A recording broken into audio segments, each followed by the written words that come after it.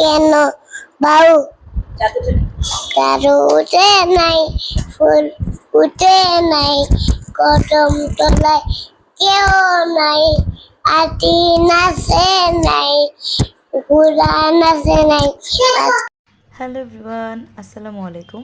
এই যে এই দুইজন টুনটুন ঘুম থেকে উঠেই সোজা আমার কাছে চলে আসবে, এসেই বলবে স্যানি না কবে।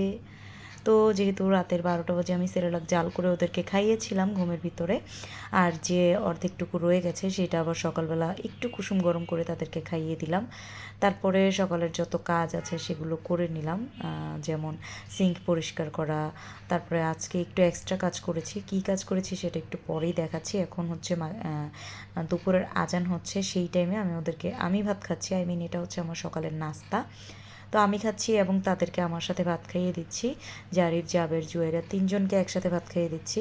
আর এদিকে আমি হাঁসভুনা করেছিলাম, যে ফ্রিজে রেখে দিয়েছিলাম, যেহেতু ওর বাবা খায়নি তো আমাকেই সবগুলো খেতে হয়েছে। ফ্রিজে রেখে দিয়েছিলাম, সেখান থেকে গরম করে ওভেনে গরম করে খাচ্ছিলাম।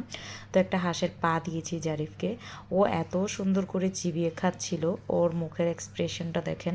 আর ও এত বেশি ভঙ্গিমা করে, এত বেশি মুখে এক্সপ্রেশন দেয়, এত সুন্দর লাগে ওকে, এত কিউট লাগে যে দেখুন, মাশাআল্লাহ। আর ও কি করে, মুরগির যে রান, আমরা সুন্দর রান খেয়ে কিন্তু উপরের নিচের যে করকরাগুলো থাকে, জুয়েরা বলে যে করকরা, মানে যেগুলো করকর করে আর কি, ওগুলো খেয়ে হাড়গুলো অর্ধেক চিবিয়ে ফেলি। জারিফ হচ্ছে এরকম করে চিবিয়ে খেতে পারে, মাশাআল্লাহ। তো জুয়েরাকে তখনই আমি ফোন দিতে বলেছিলাম ওর বাবাকে, যে তোমার বাবাকে ফোন দাও, বলো যে আম্মুর শরীরটা বেশি ভালো লাগছে না, আম্মু রান্না করবে না, তুমি এসো না, আর আমরা ডিম ভেজে খাবো। কারণ তখন 1টা বাজে আজান দিয়ে আমি সকালে নাস্তা করছিলাম, তারপরে আবার রান্না করব, আমার ভালো লাগছিল না। আর তিনি আমাকে ফোন দিয়েছে, ফোন দিয়ে বলছিল যে মোরগ পোলাও খাবে, আমি বললাম যে না, খাবো না। ওর বলে যে না নিয়ে আসি, আমি বললাম যে না, খাবো না, মানে একটু তেলাচ্ছিল আর কি। আর আমি একটু ভাব নিচ্ছিলাম, ও জানে আমি মোরগ পোলাও অনেক বেশি পছন্দ করি। তো ও মোরগ পোলাও পাঠিয়ে দিয়েছে আগে, কারণ ওর আসতে একটু লেট হচ্ছিল।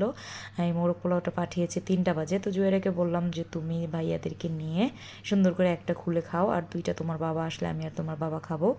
তো যেহেতু ওরা 1টা বাজে ভাত খেয়েছিল, তখনই কিন্তু জারিফ, জাবের, জুয়েরা তিনজনই ঘুমিয়ে গিয়েছিল। ঘুম থেকে উঠেছে আর এর মধ্যেই মোরগ পোলাও পাঠিয়েছে। তো জুয়েরা ওদের দুইজনকে খুব সুন্দর করে একদম আমার মতো করে ওদের দুইজনকে খাইয়ে দিচ্ছিল। আর এদিকে দুইজন তো আছে, ওরা এত সুন্দর চুপটি মেরে বসে আছে। তো আমার মনে হয় না যে আমার ছেলেরা মানে কি বলে যে যুগের সাথে তাল মিলিয়ে চলে। আমার মনে হয় যে আমার ছেলেরা হচ্ছে যুগের উল্টা। এই যুগের মানুষ, এই যুগের বাচ্চারাদের হচ্ছে ওদের পিছনে দৌড়াতে হয় খাবার নিয়ে, আর আমার বাচ্চারা খাবার জন্য আমার পিছনে দৌড়ায়। মাশাআল্লাহ, আলহামদুলিল্লাহ। তো এই যে এইগুলো করেছে আজকে, যত শোকেসের ভিতরে যত কাচের জিনিস টিনিস ছিল, কাচের বা মেলামাইন, আমার শোকেসের ভিতরে কিন্তু মানুষের মেলামাইন কমই থাকে, সব থাকে সিরামিক আর কাচের। তো সেগুলোকে আজকে ধুয়ে নিয়েছি, আমার কাজের ভাবে আমাকে অনেক হেল্প করেছে।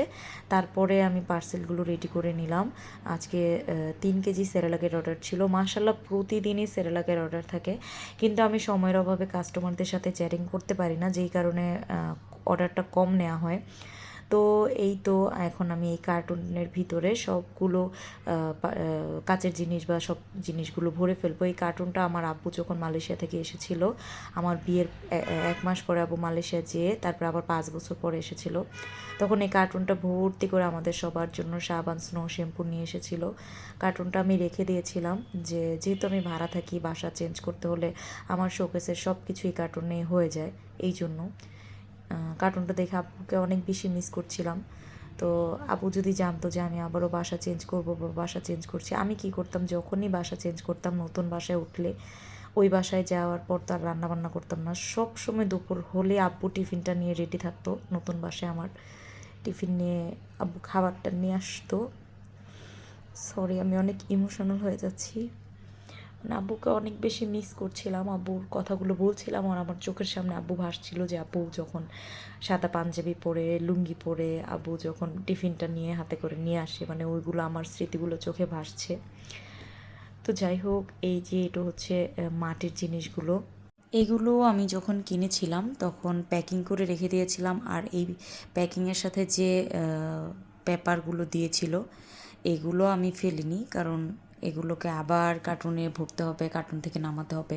পার্মানেন্টলি যখন নিজেদের বাসায় উঠবো বা নিজেরা বাসা করব, তখন এই কার্টুন পেপার যা আছে সব কিছু ফেলে দিব। তো এখন সেই পেপারগুলোতে আমি আবার মাটির জিনিসগুলো একটা একটা করে পেঁচাচ্ছিলাম, ভরছিলাম, কারণ মাটির জিনিসগুলো কিন্তু একটু 19 থেকে 20 হলেই ভেঙে যায়। তো তারপর সব কাজ শেষ করে ওগুলোকেও একটা কার্টুনে ভরে আমি খেতে বসলাম। এখন হচ্ছে মাগরিবের আজান হয়ে গেছে। তো বিচ্ছু বাহিনীগুলো আবারও আমাকে ঘেরাও দিয়ে বসে আছে, মানে খাবে বলে। তা আমি বললাম যে চলো আসো খাইয়ে দিই। তো এখন আমি খাচ্ছিলাম আর ওদেরকে খাইয়ে দিচ্ছিলাম। আর এদিকে জারিফ আমাকে দেখিয়ে দিচ্ছিল গোস্ত দিতে, গোস্ত দিতে।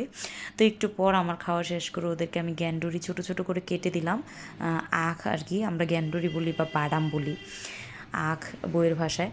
তো সেগুলোকে কেটে দিয়ে জুয়াইরাকে বলছিলাম, এটা প্রথমবার খাচ্ছে জারিফ জাবের, জুয়াইরাকে বলছিলাম যে ওদেরকে খাবার শিখিয়ে দাও।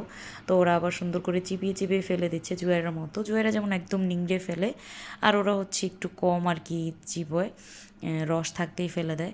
তো এই যে দেখুন দুই ভাই মাশাআল্লাহ কত সুন্দর করে খেলছে।